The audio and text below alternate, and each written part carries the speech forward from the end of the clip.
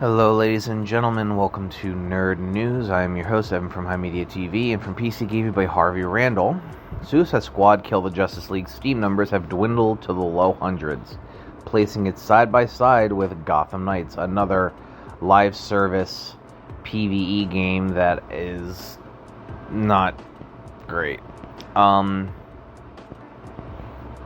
Rocksteady's ill-fated service shooter has mostly slipped from the minds of reviewers, and it's apparently made a $200 million loss.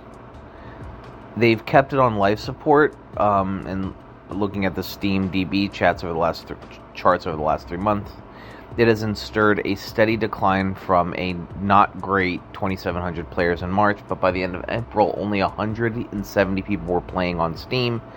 This rose again to 500 in May with the advent of Season 1, Episode 2, but it returned to the numbers that are almost Hamlet size at time of the writing of this article.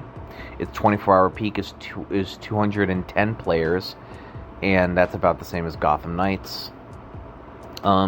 Needless to say, here's the thing, right? Live servicey games work well when they're PvP. And for a long period of time, like people like EA were saying, single-player games are dead.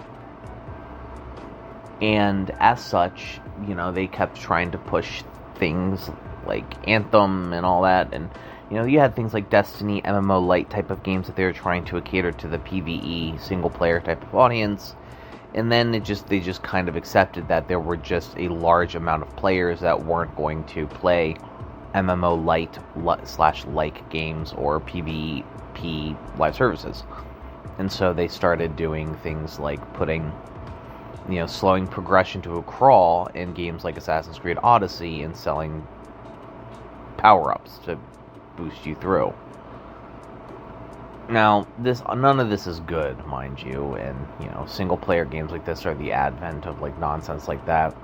The gameplay loops that, the looter shooter is almost kind of tainted in my mind at this point. I grew up playing Borderlands, and I love Borderlands. I love Borderlands to this day. But when I made the transition from Borderlands to try Destiny 2 for the first time, I was unhappy, if I'm being perfectly honest. The loot in games in live service games, you can't let the part of the fun of the loot is the same reason you would play a Diablo, like a Diablo 3. I love the arcadiness nature of Diablo 3. It you get the loot explosion at the end. It's I think ultimately, I think this is going to be the last attempt at a live service game for a while. No amount of, superheroes from DC is going to make people want to play it.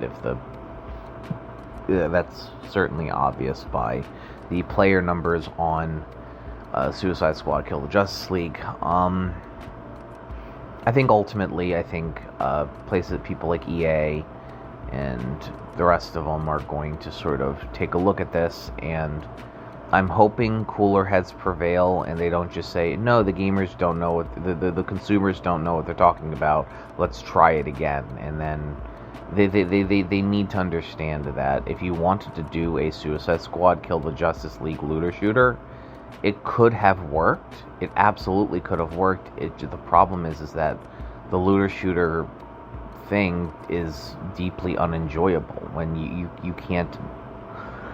The guns you get in Borderlands, even Borderlands 3, which is one of the least popular in the series by Borderlands fans, but I like it for the gunplay at the very least. One of the biggest things about that is that when I kill a boss, especially on the harder difficulties, I get giant explosions filled with loot. And I think ultimately, I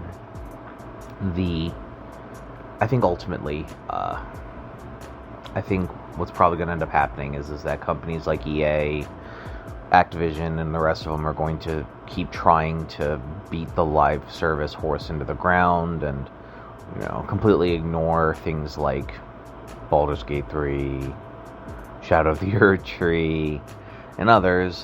There can only be so many live service MMO-y type of things. There's already the big 4 MMOs, which is World of Warcraft, Elder Scrolls Online, Final Fantasy XIV, and RuneScape. And you can say big 5 if you want to separate RuneScape 3 and old school RuneScape into their own things, but there's not going to be any more. Destiny, the final shape, is it's on its last chapter. This is probably it's been 10 years since Destiny started. I have a feeling that a lot of folks are going to be kind of all right, and this is where I stop after this. Mainly because I've said it before, Destiny fans kind of are like the video game equivalent of Ruby fans, where they just seem to hate the IP that they are engaged in with a burning passion, and it's like a Stockholm Syndrome kind of thing, I guess, but like a lot more antagonistic. I don't know. Regardless, Suicide Squad is kind of cooked at this point. It's to be expected. Everybody saw what it was going to look like when it came out. Nobody was excited for this, and I don't think a bunch of Gen Xers who have never touched a video game are going to make a good call on this because they don't fucking know better. Because I don't have any faith in the older generations when it comes to being stewards of this medium. So, at least the ones that are in charge, because let God among gamers. Gabe Newell will run the entire gaming industry, and we all will eat. Whatever. Anyways, ladies and gentlemen, this has been Nerd News. Thank you so very much for listening. I appreciate you, your time, and your listenership. You've been lovely. If you want to hang out and talk to me about either this story or anything else, please consider joining our Discord at himedia.gg/Discord. There's any more like there. We appreciate you, your time, and your viewership, and I will see you guys next time.